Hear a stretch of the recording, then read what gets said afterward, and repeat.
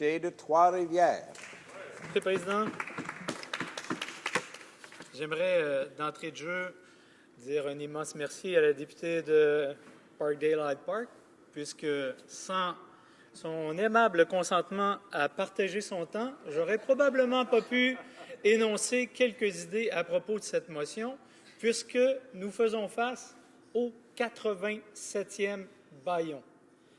C'est déjà un chiffre astronomique en soi, qu'en plus on utilise la technique du bâillon pour un sujet aussi important que celui dont il est question dans cette motion, ça frise l'aberration, Monsieur le Président. D'entrée de jeu, j'aimerais aussi rappeler deux clips qui marquent encore mon imaginaire et qui font suite aux événements du 22 octobre, puisque toute la discussion que nous avons aujourd'hui, malheureusement qu'aujourd'hui, est liée aux événements du 22 octobre. Il y a d'abord ce premier clip qu'on a vu à répétition, j'oserais même dire ad nauseam, de la fusillade dans le corridor principal.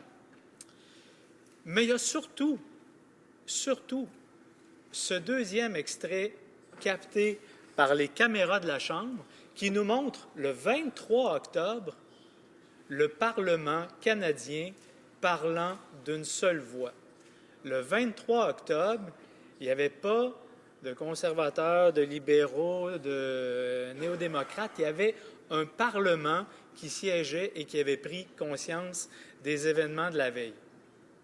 Et je pense que sur une question aussi essentielle que la sécurité au Parlement, la maison du peuple, les citoyens s'attendent à ce qu'une fois encore, le Parlement soit unanime et que ce ne soit pas l'objet d'une motion, éventuellement d'un projet de loi gouvernemental ou partisan, mais que vraiment la Chambre au grand complet puisse s'exprimer sur les mesures qu'elle veut mettre en place pour assurer sa sécurité. Parce que, disons-le clairement, il ne s'agit pas que d'assurer la sécurité des parlementaires ou des sénateurs qui y travaillent. C'est la maison du peuple. Je me rappelle, ce 22 octobre, avoir passé la journée entière confinée avec des citoyens qui étaient venus nous rendre une visite au caucus du matin. Ils avaient vraiment choisi leur matin. Ils ont passé une journée complète au Parlement à ne voir qu'une pièce. Donc, je suis aussi préoccupé de la sécurité de l'ensemble des citoyens qui entrent dans leur maison. Et je pense qu'on n'est pas très loin de pouvoir établir une grande unanimité. Je pense qu'on est déjà très consensuel sur le fait qu'il y a nécessité de consolider les forces d'intervention. Il nous reste quelques divergences sur l'approche. À qui on remettrait ce pouvoir consolidé? Et là, j'entends, entre autres, dans les discours depuis tantôt, quelques éléments qui me font dresser le poil. Entre autres, quand on fait des hypothèses sur ce qui aurait pu arriver si le tireur avait été 2, 3 ou 4, si ça avait été des armes. Le poil me dresse sur les bras parce que ces visions d'horreur, on se les a tous fait dans notre tête. Mais ce n'est pas ça qui est arrivé. Dieu merci. Mais quand on en parle maintenant sous prétexte de vouloir défendre une motion et dire que les choses pressent, c'est comme si on envoyait le message à l'ensemble des citoyens qu'au moment où on se parle, le Parlement, ce n'est pas un endroit très, très sécuritaire encore. Or, rien n'est de cet effet. Les mesures de sécurité ont déjà été rehaussées depuis les événements du 22 octobre. Est-ce qu'on est arrivé à la fine pointe de ce qu'on souhaiterait? Probablement pas, mais je vous dis, Monsieur le Président, que moi, je viens y travailler chaque jour avec un sentiment de sécurité et j'ai l'impression que les visiteurs qui y viennent aussi peuvent sentir ce sentiment de sécurité. Donc, arrêtons de nous parler de ce caractère d'urgence et travaillons à trouver ensemble la solution qui permettra au Parlement de parler d'une seule voix. Et ce, pourquoi j'insiste autant pour parler du Parlement, c'est que s'il existe bien un dénominateur commun que toutes les démocraties partagent, c'est bien le principe de la séparation des pouvoirs. Et lorsqu'on parle du Parlement, on ne parle pas du gouvernement, mais de l'ensemble des représentants citoyens. En examinant cette motion, force est de constater que le gouvernement bafoue la colonne vertébrale de notre démocratie sur le dos des tragiques événements survenus ici même le 22 octobre dernier. Cette motion incarne ni plus ni moins qu'une intrusion gouvernementale dans le champ de compétences exclusif du Parlement. Si le président de la Chambre détient une responsabilité coutumière et enracinée dans le fonctionnement de l'enceinte parlementaire, c'est bien celle du privilège de garantir la sécurité des parlementaires, des visiteurs et du personnel. S'il y a bien une institution que le gouvernement actuel ignore, c'est bien la Chambre des communes et les citoyens qu'on a le privilège de représenter dans cette Chambre. Au fil du temps, notre tradition démocratique s'est renforcée grâce à la présence de la Chambre dans les grands débats de société. À plusieurs égards, c'est ce puissant levier de la démocratie représentative que le gouvernement conservateur cherche à affaiblir.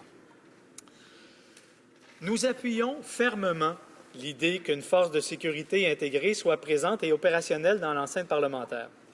Pour qu'elle soit efficace, il est essentiel de consacrer plus de ressources à cette force de sécurité, d'assurer une plus étroite coordination entre ces équipes, tout en veillant à ce que cette force de sécurité réponde aux exigences les plus pointues en la matière. Ces conditions sont essentielles pour que l'on soit en mesure d'exercer nos fonctions parlementaires dans la plus grande sécurité. Je réitère une fois de plus l'importance capitale qu'on accorde à la sécurité dans notre institution parlementaire et notre volonté d'appuyer l'intégration des forces de sécurité de la Chambre ainsi que celle du Sénat. Cependant, notre appui est conditionnel à ce que cette force de sécurité intégrée soit imputable au président de la Chambre et du Sénat, et non pas à l'autorité de la GRC, qui est le bras exécutif du gouvernement. Loin de moi l'idée de douter de la compétence de cette force policière, mais force m'est de reconnaître qu'à l'intérieur du Parlement, on ne saurait voir se juxtaposer à la fois le législatif et l'exécutif, sans ne serait-ce que donner une impression qu'il pourrait y avoir non-apparence de justice. Je donne un exemple tout à fait imaginaire. Supposons que la GRC soit l'autorité qui dirige cette force consolidée et qu'un député ait l'impression qu'elle fait rapport au gouvernement d'agissements qui appartiennent à un député. On voit bien qu'il y a là nettement, s'il n'y a pas conflit d'intérêts, il y aurait nettement apparence de conflit d'intérêts.